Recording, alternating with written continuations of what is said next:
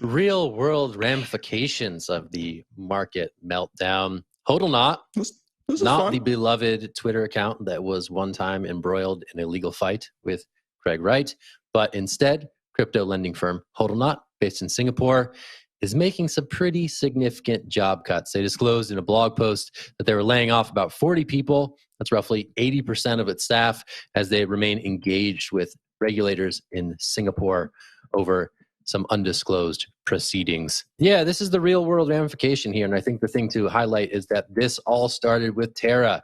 They noted in their blog post that these losses stem from being exposed to the Terra ecosystem, where Luna and UST collapsed. A lot of lenders were getting yield from the Anchor protocol, which was the thing that propped up the Terra ecosystem for many, many a month. And as a result of those losses, now they are faced with the hard decision of having to let go about 80% of their staff. So this is a hard one for Hodlnaut. We'll see if they can bounce back. But as it stands right now, not so great for this firm. Also, another crypto lending black eye. We'll toss it straight to let me see. Jen, what do you think about this Hodlnaut story? Ooh. Okay, so what I did when I read the story is I went straight to the Hodlnaut website, and I am so disappointed. I know I go on and on about communications and marketing, and I know that, Hodlnaut is really trying to get some piece of their company in order so that retail customers and users can get that initial deposit back. But it was so disappointing to see. So there's this really small banner at the top right now, and it says, important, withdrawals, token swaps, and deposits are halted. And it's in really small font. And then the website just remains the same. So underneath that, in large font, taking up the whole page, is the easiest way to earn interest on cryptocurrencies, followed by a 4.8 star rating on Trustpilot. And this is just so disappointing to see. User funds have been frozen. I know there's been some communication, but it seems to be buried in their website. If your users are looking for information on what this all means and what this judicial management means for them and their money, they're going to go to your website. They're not going to find any information. And it's going to be really bad if you're trying to create a brand after this, or trying to regain user trust once all of this is said and done. So I was very disappointed to see that on the website this morning. On the other side of things, the judicial management process seems interesting. There's going to be a court-appointed person who kind of oversees the company now, makes business decisions, and tries to get them into a place where users can get their funds back. I wonder if that is going to work, and maybe that can work for some other companies in Singapore that have fallen victim to the contagion that we've seen so far. Sandali, where are you going to take this story? Okay, I'm going to be very serious now. Okay. Don't worry, guys. I know you're worried, but no fan tokens.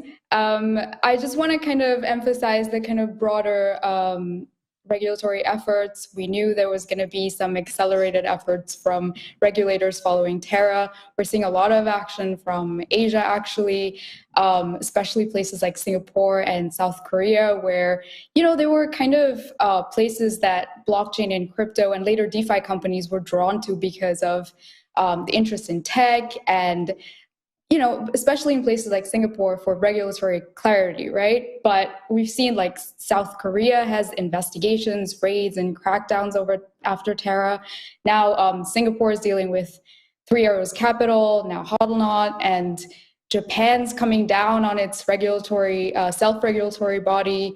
We're seeing Indonesia kind of sifting through these local tokens in local listings. So lots of interesting moves. So we're not just seeing, big stablecoin legislation, the US or Europe, but also, a large part from Asia.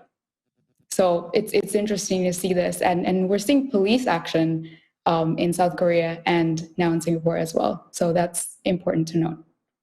Adam, I saw your hand earlier. Yeah, I think that, there's a couple of different things here. To Jen's point, I think one of the reasons why companies don't really go out of their way to, advertise the fact that they've made these mistakes and that they're currently in this sort of mess of their own creation in many circumstances is because to the extent that, customers are going to know, right? So it's not really an issue of communicating it to your customers. It's really more of a question of how are you communicating this to the rest of the world that probably doesn't even know that you exist. And I think that what you see is that there's like Sam Kessler wrote a story a couple of days ago about a series of conferences in South Korea, and South Korea home to the UST and Terra ecosystems, and basically how at this series of conferences during South Korea or during Korean Blockchain Week, like nobody talked about Terra. There were no introspective discussions. There were no panels. There were many people there who were involved both as investors and as boosters, frankly.